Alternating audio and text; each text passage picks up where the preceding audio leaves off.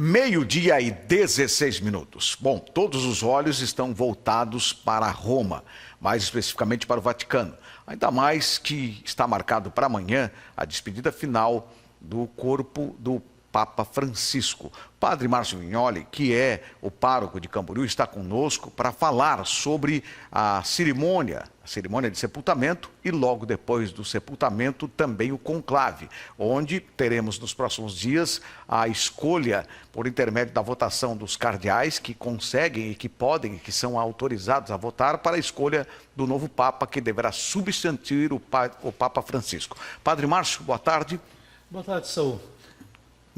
Momento triste para os católicos, para a igreja, mas em contrapartida teremos daqui uns dias o anúncio de quem vai substituir o Papa Francisco. Gostaria que o senhor falasse inicialmente de como que funciona a hierarquia na Igreja Católica. Certo. Justo, Saul. É um momento assim, eu diria de consternação, estamos consternados, muito comovidos, emocionados. Nós estamos vivendo esse tempo da oitava pascal e o Papa, ele faleceu justamente no primeiro dia, na segunda-feira da oitava pascal. E é para nós, então, um sinal também de esperança. Agora está acontecendo o velório público do Papa na Basílica de São Pedro, onde já mais de 150 mil pessoas passaram diante do corpo desfalecido do Papa. E muita emoção, porque o Papa justamente foi tão especial, tão querido, tão popular, tão junto das pessoas. Como ele dizia sempre aos padres, aos bispos, que precisamos ter o cheiro de ovelhas. E ele terminou os seus dias, justamente assim, passando no meio do povo, na Praça de São Pedro, no domingo. E depois, nas primeiras horas de segunda-feira, faleceu. Então agora está tendo o velório. Amanhã, então, às 10 horas lá no Vaticano, acontecerá a grande concelebração. São esperadas milhares de pessoas, mais de 200 delegações com chefes de Estado. É algo realmente que impressiona, porque o Papa ele foi para além das fronteiras da Igreja. É um Papa que foi muito acolhedor de todos. Ele dizia sempre, todas as pessoas, homens e mulheres de boa vontade, estavam sempre muito unidos ao Papa. Certo. Agora, esse sepultamento, amanhã o corpo do Papa, ele sai da Basílica e para onde será levado o corpo do Papa? O Papa Francisco, ele escolheu ser sepultado não ali no Vaticano, ele escolheu ser sepultado na igreja Santa Maria Maior, que fica bem no centro assim, de Roma, da cidade de Roma, um centro muito popular, onde fica ao lado a estação rodoviária, ferroviária, chamada Termini. Então, um lugar de muitos imigrantes, um lugar muito popular. É a igreja Santa Maria Maior. O Papa, sempre que saía em viagem para algum país, sempre que ia para alguma missão, ele ia primeiro nessa igreja, confiava esta viagem à Virgem Maria e quando retornava do aeroporto, passava primeiro ali. E ele quis, então, que a sua última viagem fosse marcado o seu sepultamento numa humilde sepultura ali na Basílica de Santa Maria Maior. Então será do Vaticano, depois da solenidade da missa pontifical, da missa de Ezequias, o seu corpo será levado até a Santa Maria Maior, onde numa cerimônia privada será sepultado. Certo. Essa cerimônia privada participam somente cardeais, somente a cúria do catolicismo romano lá? Isso. As exéquias, então, todo o povo, depois o translado será no meio do povo também, porque do Vaticano até lá vai levar mais ou menos uns 15 minutos, e lá será reservada a cardeais, aos padres que cuidam ali da Basílica e pessoas mais próximas, amigas, que conviveram com o Papa nesses últimos tempos. Bom, aqui na nossa TV, inclusive, nós estamos com imagens desse momento em tempo real, diretamente do Vaticano, nesse momento que deve durar até amanhã, onde as pessoas vão dar o seu último adeus ao Papa, e aí então esse sepultamento ocorre, depois do sepultamento imediatamente já começa o conclave para a escolha do substituto? minuto? Isto, o conclave deve iniciar sempre de 15 a 20 dias depois da morte do Papa. Então ainda teremos 9 dias que é chamado o novendário, que são 9 dias de orações, de preces, de missas, onde acontecem as congregações gerais dos cardeais, onde vão tratar sobre assuntos da igreja no mundo de hoje e tal. E só depois destes 15 a 20 dias, então por volta do dia 6 de maio, de 6 a 11 de maio, deve iniciar o conclave na Capela Sistina, lá no Vaticano. Certo. Esses papáveis, uma lista de nomes de prováveis papas, pelo seu conhecimento, pelo tempo que o senhor tem, inclusive algumas idas à Itália e lá no Vaticano, os nomes mais prováveis, padre?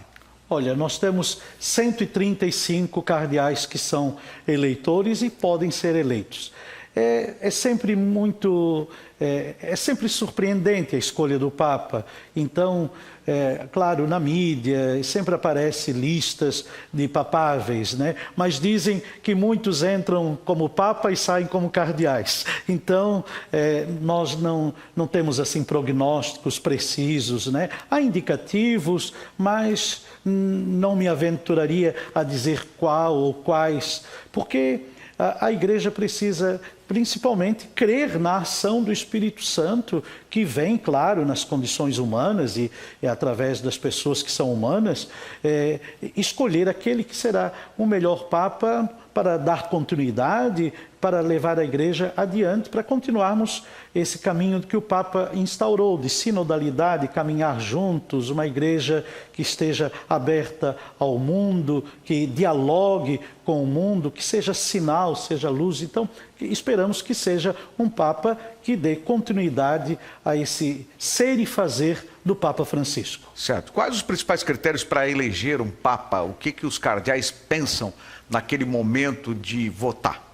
É claro que sempre deve se levar em conta a saúde, né? A saúde do Papa. Não necessariamente precisa ser um extremamente jovem, mas alguém que tenha saúde e alguém que tenha essa visão alargada, né? Essa visão de mundo, essa visão de universalidade. Então, o que se espera é isso, né? Principalmente isso. Mas todos os 135 são eleitores e podem ser eleitos. No início da nossa conversa, Padre Márcio, eu perguntei sobre a hierarquia, porque somente os cardeais têm direito ao voto.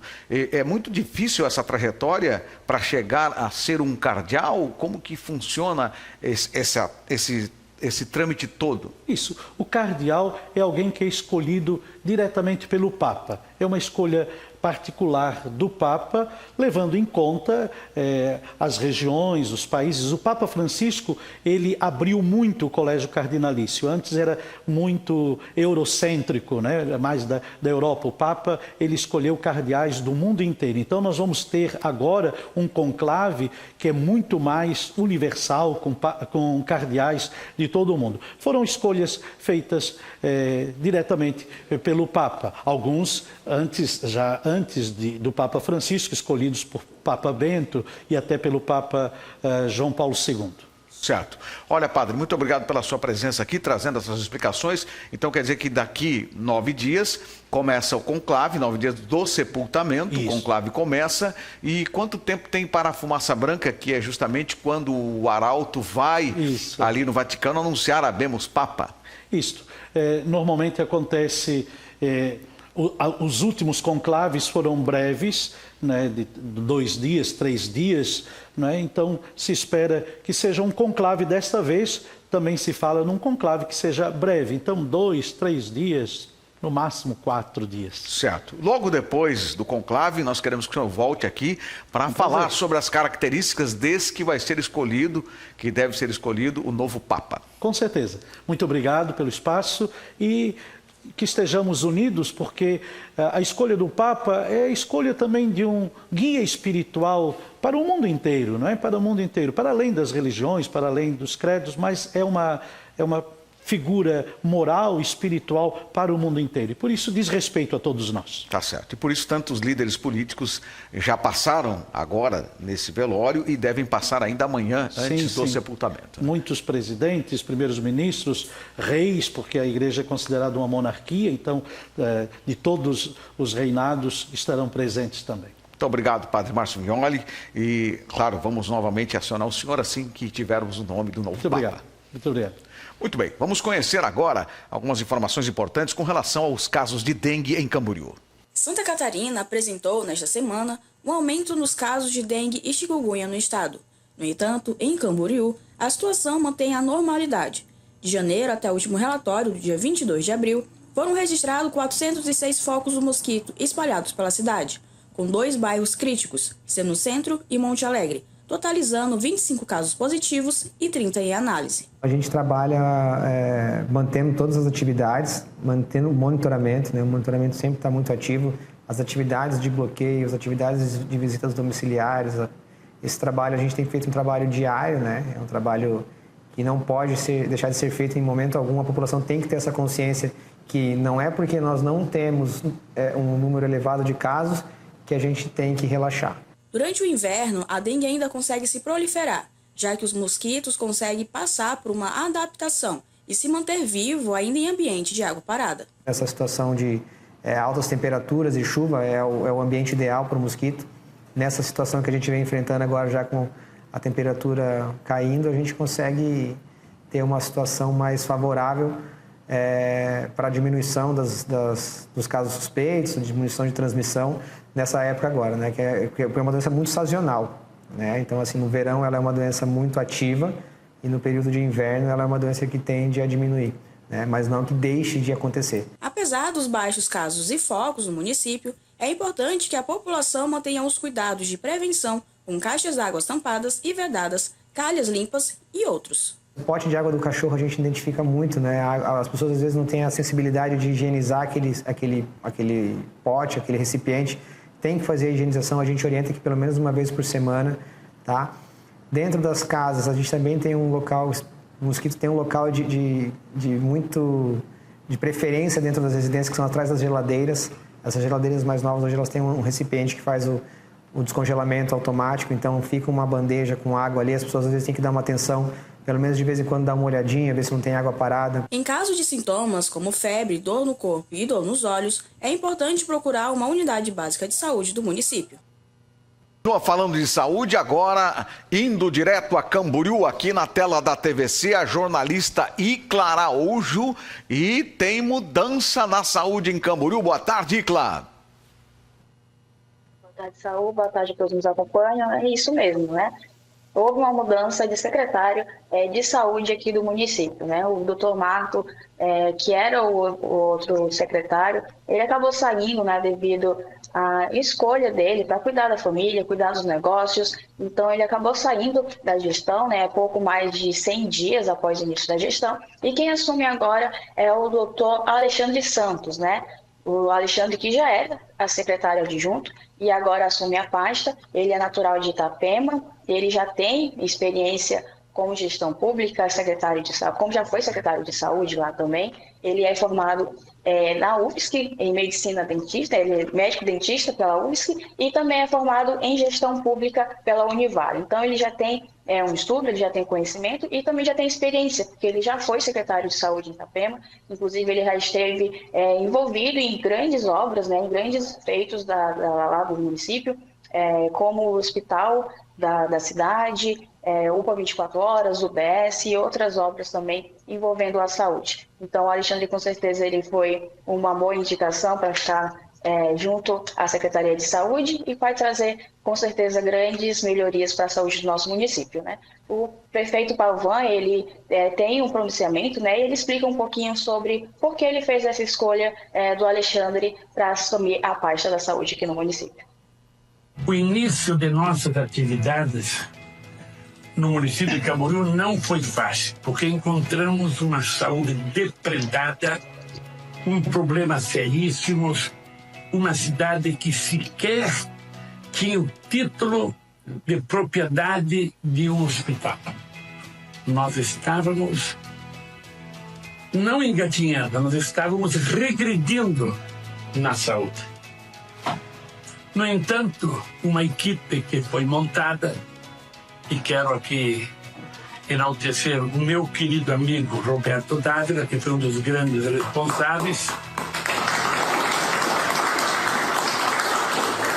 nós conseguimos colocar os pés no chão. Se nós dissermos que estamos 100%, não estaríamos falando a verdade. Nós temos muito do que avançar. Porque a cidade está crescendo, a expectativa é grande no nosso trabalho. Nós precisamos dar um impulso ainda maior em todas as secretarias. E não pode ser diferente. Uma das principais secretarias, que é a saúde, assim como é a educação, é também a saúde. Duas secretarias muito exigidas e muito seguidas e controladas pela própria comunidade. Mas hoje o fato que me traz aqui é para enaltecer, agradecer ao Dr. Marcos. Um homem, nós falamos ontem.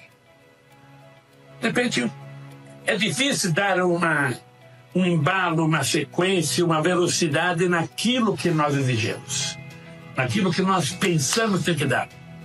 Mas quando você fala em ética, quando você fala em honra, quando você fala em honestidade, passa por esse cara. Muito bem. Está aí, né?